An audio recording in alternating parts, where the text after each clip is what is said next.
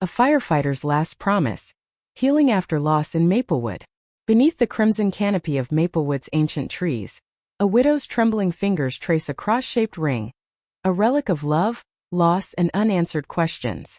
5 years ago, firefighter Clara Mitchell vanished into smoke and flames, leaving Clara with nothing but this metal whisper of their vows. Now, as autumn's fair breathes life into the sleepy town, a defiant teenager's sharp words pierce Clara's fragile peace. What's the point of clinging to a dead man's ghost? The answer lies in a scorched photo album, a wounded veteran's sketches, and a truth that could ignite hope from ashes. Want to unravel how grief becomes courage? Dive into this haunting tale of love's legacy. And don't forget to subscribe to stay rooted in every twist of Maplewood's secrets. The autumn sun cast long shadows across the cobblestone streets of Maplewood, Oregon. Clara Mitchell walked slowly through the bustling autumn fair, her fingers absently tracing the cross-shaped ring on her right hand. 5 years had passed since that fateful night when Liam's fire truck had failed to return from its mission, yet every detail remained painfully vivid in her memory. The maple trees stood like sentinels along the street, their crimson leaves whispering secrets of seasons past. Children's laughter mingled with the aroma of caramel apples and roasted chestnuts, creating a bittersweet symphony that tugged at Clara's heartstrings. She paused by a stall selling handmade crafts, watching as a young couple exchanged promises beneath the fiery canopy of leaves, an image that both warmed and wounded her soul. Clara! Mrs. Henderson's familiar voice broke through her reverie. The elderly woman approached, her eyes twinkling with concern behind thick glasses. You've been coming to this fair for years now. Don't you think it's time to let go? Clara forced a smile, the kind she had perfected over countless condolence visits and pitying glances. Let go of what, Mrs. Henderson? The memories? The pain? She touched the ring again. This small piece of metal is all I have left of him. Just then, a teenage girl pushed through the crowd, her dark hair falling like a curtain around her pale face. There was something unsettling about her presence, perhaps the way her eyes darted around as if searching for escape routes, or how her hands trembled slightly despite her attempt to appear indifferent. What's the point of wearing that useless thing? The girl's voice cut through the festive atmosphere like shattered glass. All eyes turned toward them, but Clara felt only the weight of those words pressing against her chest. Before she could respond, the girl Jenna, as Clara would later learn, turned on her heel and disappeared into the crowd. But the question lingered, echoing in Clara's mind. What indeed was the purpose of clinging to this symbol of loss? That night, as rain began to fall over Maplewood, Clara sat by her window, watching the lights of the fairground blur into golden smears through the droplets. The ring caught the dim light, its simple design suddenly seeming more like a question mark than a cross. Liam's last words to her before his final mission came rushing back. If one day I'm not here anymore, throw it away. But how could she? This small circle of metal wasn't just a reminder of Liam. It was a testament to everything they had shared. The laughter, the dreams, the promises made beneath these very same maple trees. It represented not just loss, but also the courage to love despite knowing that love could be taken away in an instant. As the rain continued its gentle percussion against the window, Clara realized that this encounter with Jenna might be more than just a random moment of teenage rebellion. Perhaps it was the universe's way of pushing her toward something greater, a journey of healing that would require more than just remembering the past, but learning to live with its scars. The maple leaves continued their descent, painting the ground in hues of crimson and gold. Clara found herself drawn to the old library at the edge of town, a place she and Liam had frequented during their courtship. The building stood as a silent witness to their love story, its weathered bricks holding secrets only time could preserve. Inside, the air carried the comforting scent of aged paper and polished wood. Clara's fingers trailed along the familiar oak banister as she climbed to the second floor, where the history section housed more than just books, it held memories. She remembered how Liam would pretend to study firefighting manuals while actually watching her from across the room, his boyish grin giving him away every time. Their first meeting played out in her mind like an old film reel. It had been raining, and she'd slipped on the library steps. His strong hands had caught her before she fell, but what truly saved her was the warmth in his eyes that promised safety and adventure all at once. That day, he'd given her a bookmark with a simple cross design saying, "Sometimes faith isn't about religion. It's about believing in people." The memory triggered another. Their wedding day exactly 3 years later. Standing beneath the ancient maple tree in her grandmother's backyard, they'd exchanged vows written on pages torn from different books. Instead of traditional rings, Liam had presented her with this unique cross-shaped ring, explaining, "It represents our story. 2 lines crossing paths, creating something stronger than either alone." But there were darker memories too. The night before his final mission, they'd argued about her wearing the ring. "What if something happens to me?" he'd asked, his voice uncharacteristically serious. "Promise me you'll let go when the time comes." She'd refused, laughing it off as one of his rare moments of doubt. Now those words haunted her nights. As Clara sat at their favorite table by the window, she noticed a young librarian shelving books nearby. The girl couldn't have been more than 20, yet her movements carried the weight of someone much older. There was something familiar about her, perhaps the way she tucked her hair behind her ear, or how her eyes scanned the room with quiet observation. "Looking for anything specific?" the librarian asked, approaching Clara's table. Her name tag read Sophie. As their eyes met, recognition sparked between them. This was Diane's daughter, Jenna's older sister. The resemblance was subtle but unmistakable. Same high cheekbones, similar nervous habit of biting her lower lip. I used to come here with my husband," Clara admitted, surprised by her own candor. "He was a firefighter. We spent hours reading together." Sophie's expression softened. "My father was a firefighter too. He died when I was 10. She paused, then added, "Jenna doesn't remember him. Sometimes I think that's worse. Not having any memories at all." The word struck a chord deep within Clara. Memory was both blessing and curse, preserving love while prolonging grief. Yet without it, what remained? Just empty spaces where people used to be? Outside, the wind picked up, sending dried leaves skittering across the pavement. Through the window, Clara watched as a group of children played beneath the maple trees, their laughter carrying through the glass. How many of them would grow up to face loss? To question faith? To struggle with the burden of remembering? Her thoughts returned to Liam's last words to her. "If one day I'm not here anymore, throw it away." Why had he said that? Was it really about letting go or something deeper? Perhaps he'd understood something she was only beginning to grasp. That true remembrance wasn't about clinging to objects or memories, but about allowing them to transform you. The library clock chimed 4 times, startling her from her reverie. Sophie had moved to another aisle, but Clara noticed she kept glancing back, as if debating whether to approach again. Finally she returned, holding an old photograph album. "This belonged to your husband," she said softly. "Mom, Diane found it after the accident. She meant to return it, but..." Her voice trailed off, eyes filling with tears. "I think you should have it." Clara accepted the album with trembling hands. The cover bore scorch marks, evidence of the fire that had claimed Liam's life. Inside, she discovered not just photographs, but ticket stubs from their dates, pressed flowers from various seasons, and notes written in Liam's familiar handwriting. Each page was a testament to their love, carefully preserved despite the chaos of his profession. As she turned the pages, one particular entry caught her attention. Dated just weeks before his death, it read, "To my Clara, remember that courage isn't the absence of fear. It's feeling afraid but choosing to act anyway. If anything happens to me, don't stop living. Let my memory be your strength, not your chains." The words blurred through her tears, yet their meaning crystallized within her heart. Liam hadn't wanted her to forget him. He'd wanted her to remember differently, not as a prisoner of grief, but as someone empowered by love. The ring wasn't meant to bind her to the past, but to remind her of the courage it took to love so deeply. When Clara finally left the library, dusk had settled over Maplewood. The fairgrounds lay quiet now, vendors packing up their stalls as the last visitors drifted home. She walked past the spot where Jenna had confronted her earlier, noticing something glinting on the ground, a small silver chain, probably dropped during the encounter. Holding it in her palm, Clara realized that while memories connected us to the past, they also created bridges to others. Each person she'd met today, Sophie, Ethan, even Jenna, carried their own burdens of loss and longing. Their stories intertwined with hers, forming a tapestry of shared human experience that transcended individual pain. Back home, as she carefully placed the photograph album on her bedside table, Clara understood something fundamental. Healing wasn't about forgetting or moving on.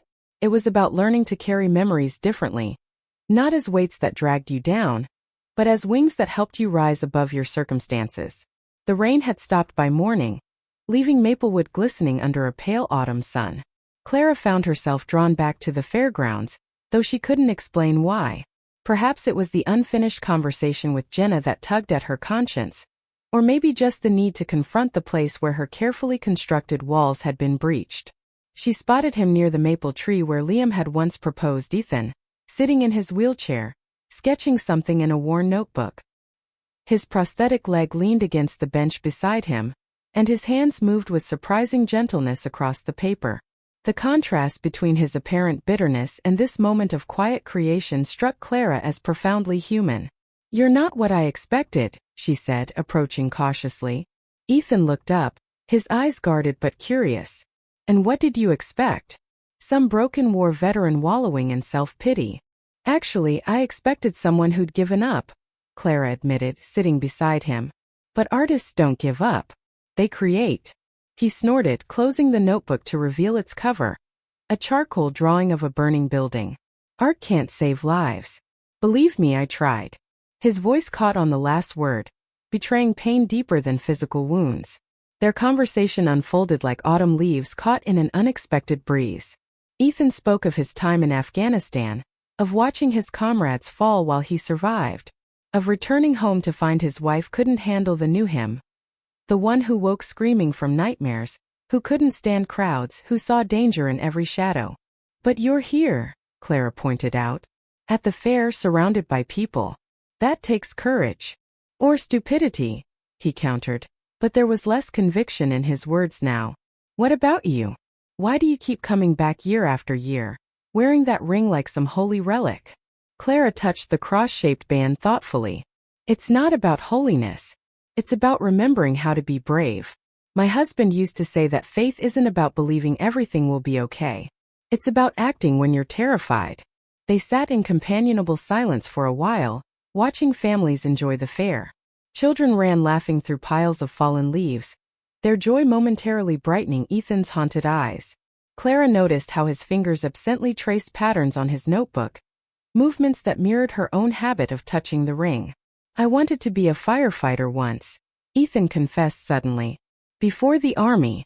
But my father said it wasn't a real man's job. Running into buildings while everyone else runs out." Clara smiled sadly. Liam used to say the same thing about how people always called them crazy for choosing danger over safety. But they weren't running toward death. They were running toward life. Toward saving it. The admission seemed to unlock something in Ethan. He opened his notebook again, showing her sketches of burning buildings, of firefighters silhouetted against flames. "I still dream about fire," he admitted. "But lately, I've been drawing these instead of just remembering." Their shared understanding deepened as afternoon shadows lengthened. Clara learned about Sophie Diane's daughter who worked at the library, and how she visited Ethan sometimes, bringing books about art therapy. Ethan revealed he'd started volunteering at the local community center, teaching children to draw their fears instead of fighting them. As twilight approached, Jenna appeared unexpectedly, her teenage bravado somewhat diminished. She stood awkwardly near their bench, clutching something in her hand, the silver chain Clara had found earlier. I wanted to apologize," Jenna began, her voice trembling. "About yesterday. About everything." She held out the chain. "I think this belongs to you." Clara accepted it gently. "Thank you. But I have something that might belong to you." She reached into her bag, pulling out Liam's photograph album. "Your mother gave this to me. It has pictures of your father. And some of you as a baby." Jenna's composure cracked, tears spilling down her cheeks. "I don't remember him," she whispered. "All I have are videos people took of the fire. Everyone just stood there, filming." Ethan shifted closer, his presence offering silent support. "Sometimes remembering isn't about having perfect memories," he said softly. "It's about choosing what to carry forward. Like how Clara carries her husband's courage, not just his loss." The moment stretched between them, Three broken souls finding common ground beneath the ancient maple tree. Clara realized that healing wasn't linear. It was more like these autumn leaves, swirling together in unexpected patterns before settling into new arrangements. As they parted ways that evening, each carried something different.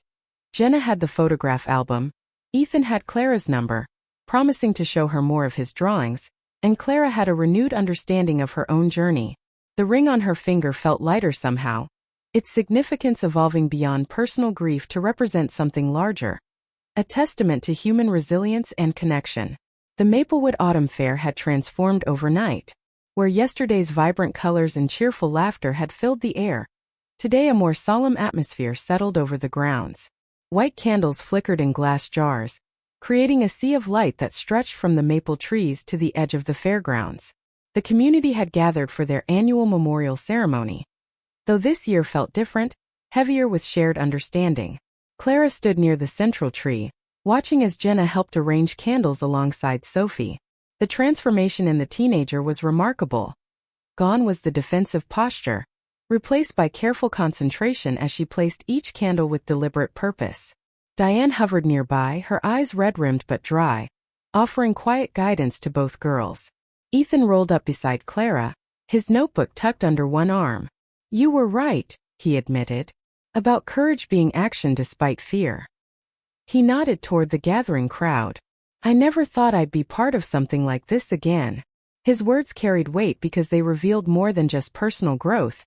They demonstrated how interconnected their stories had become. Clara remembered Liam's last fire call, how he'd chosen to enter that burning building not out of recklessness, but because someone inside needed saving. Now, standing amidst these people who had all experienced loss differently yet profoundly, she understood what he'd meant about faith. "Faith is imperfect," Clara said softly, more to herself than Ethan. "It's messy and complicated like us, but it keeps moving forward."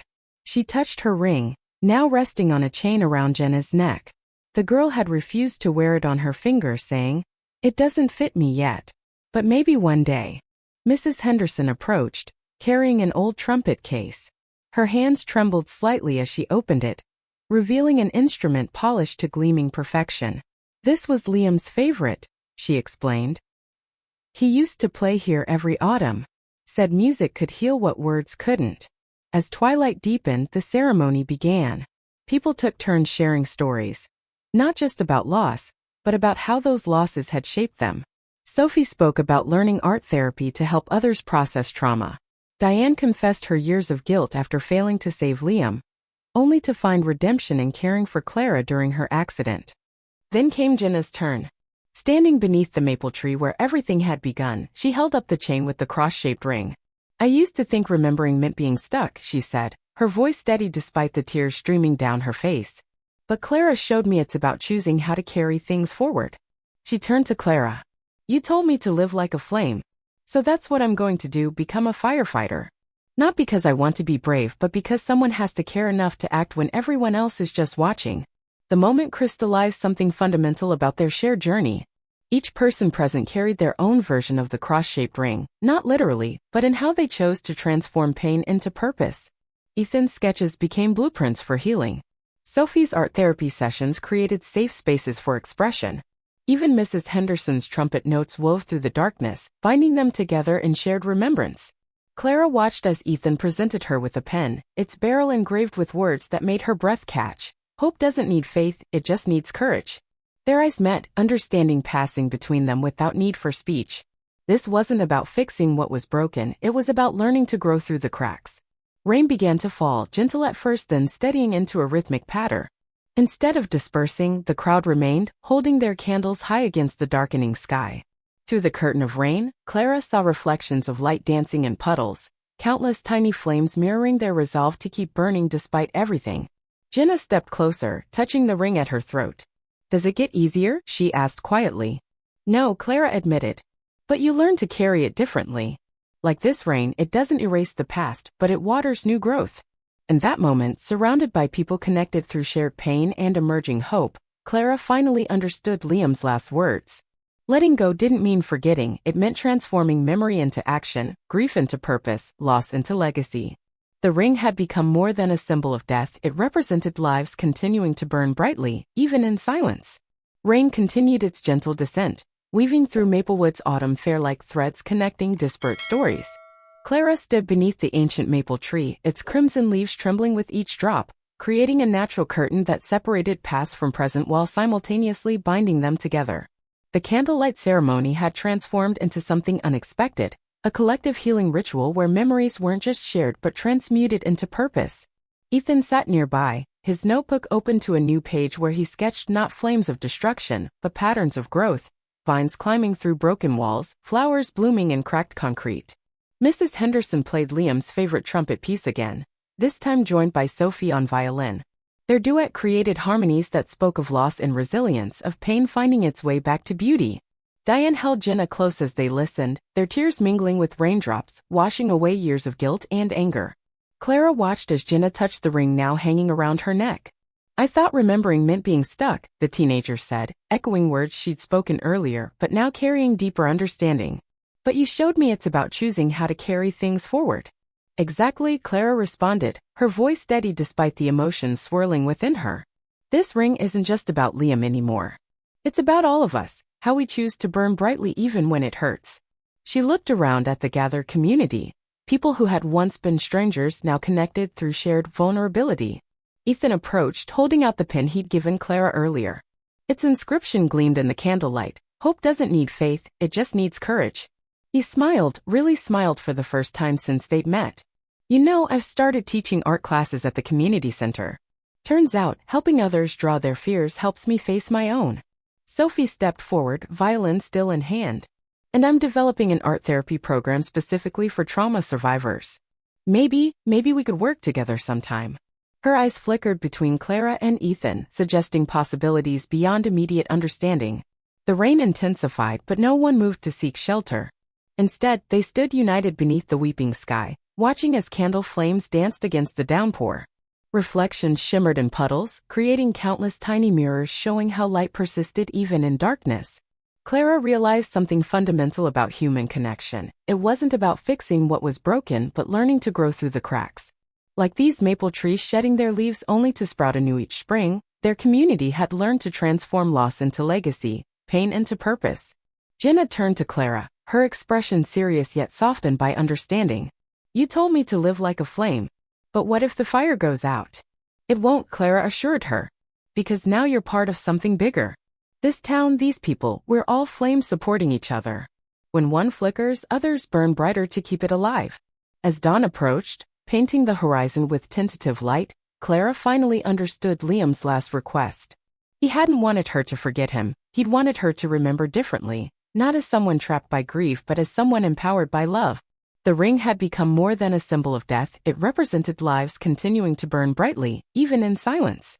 Through the rain, Clara saw reflections of light dancing in puddles, countless tiny flames mirroring their resolve to keep burning despite everything. Mrs. Henderson played one final note on the trumpet, its sound carrying through the morning mist like a promise kept. In that moment, surrounded by people connected through shared pain and emerging hope, Clara recognized how faith had evolved beyond religious connotations. It had become something more profound, the courage to act when afraid, to love despite loss, to create meaning from chaos. The maple leaves continued falling, joining countless others that had paved paths throughout Maplewood. Each one carried stories of lives touched, transformed, and ultimately transcended through shared humanity. As sunlight finally broke through the clouds, illuminating rain-soaked faces and glistening candles, Clara knew. Hope didn't require perfect faith or constant courage. It simply needed people willing to stand together, to acknowledge their brokenness while choosing to burn brightly anyway. And in that choice lay true redemption, not from suffering but through it. As candlelight dances in the rain, Clara's ring now gleams around Jenna's neck, a promise to live, like a flame.